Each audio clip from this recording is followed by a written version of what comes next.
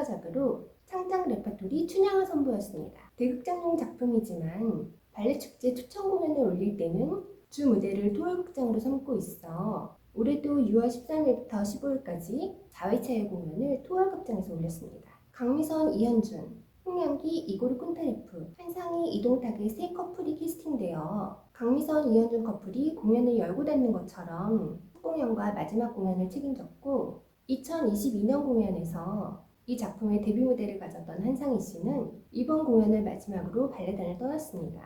2016년 심청으로 처음 주역을 맡으며 문은숙 단장으로부터 심청을 위해 태어난 것 같다는 극찬을 받은 한상희 씨는 서구적인 마스크와 달리 심청과 춘향의 고전 인물에 맞춤한 모습을 보이며 주역에 대한 상을 재정립했습니다. 그리고 번학도와 이몽룡을 제외하고 이 작품의 모든 남성 배역을 섭렵한 이고르 쿤테레프는 드디어 주역으로 데뷔 무대를 치렀습니다. 호두깎이 인형의 왕자와 심청의 용왕에 이어 전막 무대의 주인공으로 연기 스펙트럼을 한 번 더 넓히게 된 것입니다. 발레단의 단원 다수가 외국인으로 구성되어 외국인 주역을 만나는 게 새삼스러운 일은 아니지만 춘향은 한복을 입은 창작 발레라는 작품 컨셉상 외국인 몽룡이 탄생할 때마다 푸르르는 몽룡이라는 수식어가 홍보에 빠지지 않고 등장했습니다. 심청의 경우 인의 존재인 용왕이나 외지에서 온 것으로 설정된 선장 역으로는 외국인 무용수를 자주 볼 수 있었던 것과 달리 조선시대 궁중 복식을 재현해 입는 왕 역할은 아직까지 벽으로 남아 있습니다. 심청이나 춘향처럼 한복을 입는 여성 주역 역시 아직까지 외국인 무용수가 기용된 적이 없어 불후의 캐스팅에서 이 한복을 입은 창작 발레의 품이 넓어지는 과정을 따라가 보는 것도 또 다른 관전 포인트가 될 수 있겠습니다.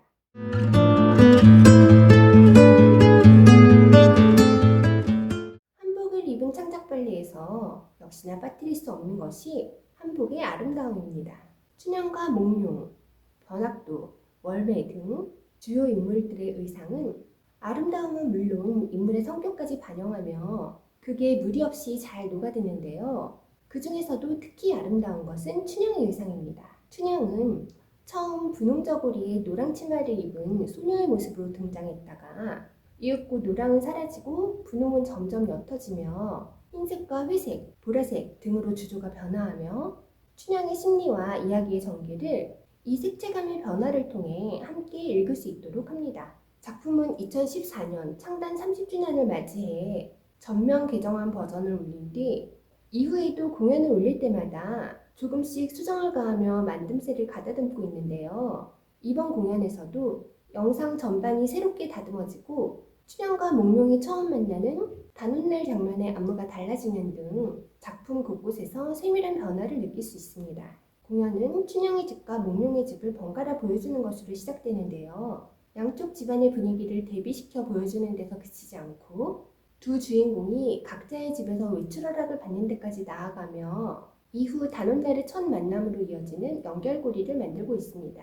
지난 공연에서 춘향과 몽룡의 설레는 첫 만남과 단오날 군중의 왁자지껄한 분위기는 다소 헐거운 이음새로 엮여 있었으나 군무가 정돈되면서 한결 짜임새를 갖췄습니다. 지제디나 돈키호테, 오네긴 등의 작품에 완성본으로 저장된 마을 청춘 남녀의 활기 넘치고 소란스러운 군무의 이미지를 창작 발레에 성공적으로 이식한 것으로 여러 다양한 작품을 경험하며 발레단과 무용수에게 남겨진 자산이 크리에이션의 중요한 원천임을 다시 한번 상기시켜줍니다. 분위기를 띄우는 감초 역할의 조연 커플인 황당과 방자에게도 둘 사이의 감정을 주고받을 수 있는 안무가 늘어나며 인물들의 서사가 한층 더 조밀해졌습니다. 춘향과 몽룡이 백년가약을 맺는 과정도 좀 더 세밀해졌습니다.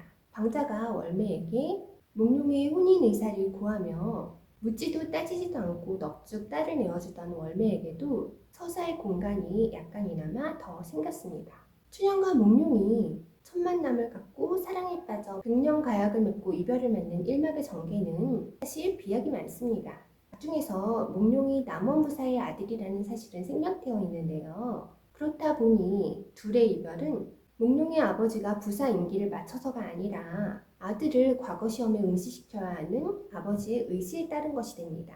그리고 이별의 원인이 이렇게 각색되자 두 주인공의 백년 가역과 초야는 드라마로서의 동력을 잃고 하나의 파편화된 사건으로 극에 삽입됩니다. 관객들은 몽룡이 왜 밤에 집에서 몰래 빠져나와 춘향의 집으로 가 혼인을 청하는지, 아직 자신에게 닥쳐온 미래, 그러니까 아버지의 명령으로 과거 시험에 응시하기 위해 한양으로 떠나는 미래를 아직 알지 못하는 몽룡이 왜 그토록 혼인을 혹은 초야를 서두르는지 관객들은 이해할 수 없습니다. 몽룡이 서두른 만큼 서사의 전개도 급박합니다. 앞서 월매에게 서사의 공간이 생겼다고는 했지만 그럼에도 월매는 단신으로 온 몽룡에게 아무 망설임 없이 딸을 내어주고 둘은 정한수 떠놓고 맞절을 올리는 간단한 의식조차 없이 바로 초야로 넘어갑니다. 그렇게 둘의 이별은 초야를 보내고 행복의 절정에 이른 연인들에게 데우스 엑스마키나처럼 초자연적으로 찾아온 외부의 시련이 됩니다. 로미오와 줄리엣에서 두 주인공의 비밀 결혼이 해당 사건의 앞뒤를 어떻게 연결하는지, 이 비밀 결혼이 극 전체에서 어떤 역할을 하는지와 비교해보면 차이가 더욱 두드러집니다. 차라리 아버지 임지가 바뀌어 이별을 피할 수 없게 되었음을 안 몽룡이 비밀리에 혼인을 강행했다면 이별은 주인공의 행동을 좌우하는 중요한 동기가 되어 긴밀한 드라마를 만드는 데 일조했을지도 모르겠습니다. 첫 만남은 풋풋하고 초야는 사랑스럽고 이별은 애절하지만 그러한 각각의 감정들은 유기적이기라기보다는 병렬적으로 나열되어 있습니다. 초야를 보내고 마침내 부부가 된 춘향과 몽룡에게 닥친 첫 번째 시련은 몽룡이 한양으로 떠나게 된 것입니다. 둘의 이별 장면은 드라마틱한 영상 효과와 군무의 풍성함으로 안타까운 감정을 더욱 증폭시킵니다.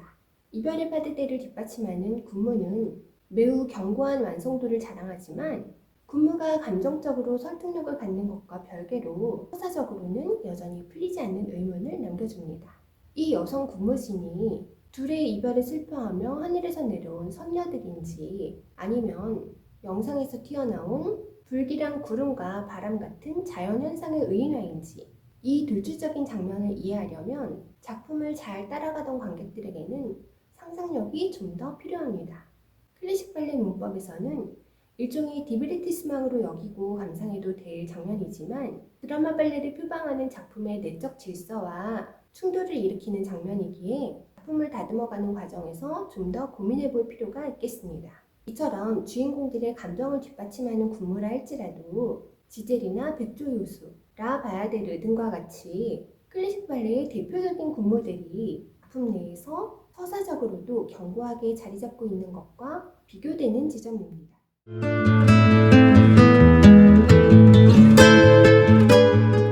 사실 원작 춘향전은 드라마 발레로 각색하기 좋은 텍스트는 아닙니다. 여러 설화가 복합적으로 결합된 줄거리는 매우 방만하고 두 주인공의 관계성이나 전형적인 해피엔딩으로 끝나는 결말 역시 20세기 들어 정립된 드라마 발레의 원작들과는 결이 다릅니다. 그러나 1막에서 쌓아 올려진 서사는 2막에 빠르게 휘몰아치는 전개를 지탱하는 대지가 되어 작품은 어느새 드라마 발레로서 손색 없는 완성도까지 도달했습니다. 무엇보다 판소리 춘향가의 대표적인 연대목인 이별가 등은 움직임으로 감정을 직조하는 드라마 발레 문법에 위화감 없이 결합됩니다. 2막은 몽룡의 과거시험 응시와 강원급제, 어사임간과 남원 파견, 신임부사 변학도의 부임, 춘향의 추천 거부와 그에 대한 징벌, 변학도의 생일잔치에서의 파고, 두 주인공의 재회에 이르기까지 관객들에게 숨 쉴 틈을 주지 않은 채 굵직한 사건들이 속도감 있게 전개됩니다. 2막 초반 과거시험 장면과 장원급제한 몽룡이 어사로 임간되는 장면의 남성 군무는 해악과 힘의 적절한 균형을 보여주는 공연의 명장면 중 하나입니다. 취재를 어려워하며 머리를 싸매는 응시자들과 일필휘주로 답안을 써내려가는 몽룡의 대비는 매우 입체적이고 합격자들의 위풍당당한 군무나 장원급제의 위엄을 뽐내는 몽룡의 화려한 솔로도 눈을 즐겁게 해주는 장면들입니다.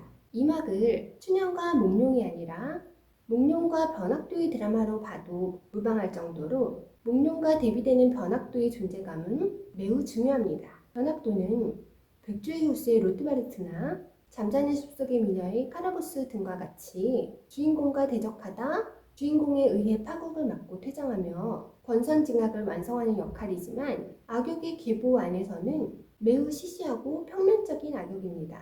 원작에서는 탐관오리로 묘사되고 있지만 무대에서는 오직 춘향을 괴롭히기 위해 등장했다가 그 이후로 몽룡에게 봉고파직을 당하는 인물입니다. 무용수에게는 운신의 폭이 좁은 역할이지만 그렇기 때문에 무용수의 연기력에 따라 인물의 무게감이 달라지는 쉽지 않은 역할이기도 합니다. 그리고 이러한 변학도 캐릭터의 평면성은 2막 드라마의 평면성으로 이어집니다. 2막은 원작 춘향전이 강조하고 있는 신분 질서에 저항한 천민 여성의 승리가 아닌 정절을 지킨 여성에 대한 남성의 구원서사로 마무리됩니다. 어사 몽룡은 변학도의 부정부패가 폭로되는 순간이 아니라 변학도가 춘향의 정절을 유린하려는 순간 등장해 그를 응징하고 춘향을 구해냅니다. 변학도의 가장 큰 악행이 탐관오리로서의 부정부패가 아니라 춘향에게 수청을 요구한 것이 되다 보니 이막에서 가장 큰 비중을 차지하는 장면은 춘향의 순환입니다. 춘향은 변학도의 부임식에 불려나와서 한 번, 그의 생일 축하연에 다시 불려와 또 한 번 수청 거부에 대한 징벌을 받는데요. 부임식에서는 변학도에게, 생일 축하연에서는 여러 명의 남성 고문관에게 둘러싸여 물리적인 폭력을 당하는 것으로 묘사됩니다. 고문관들은 춘향을 괴롭힐 만큼 괴롭힌 뒤 망나니가 쓸 법한 칼을 꺼내 춘향의 목숨을 거두려 하는데 이런 연출 역시 폭력을 지나치게 구체적으로 묘사하고 있습니다.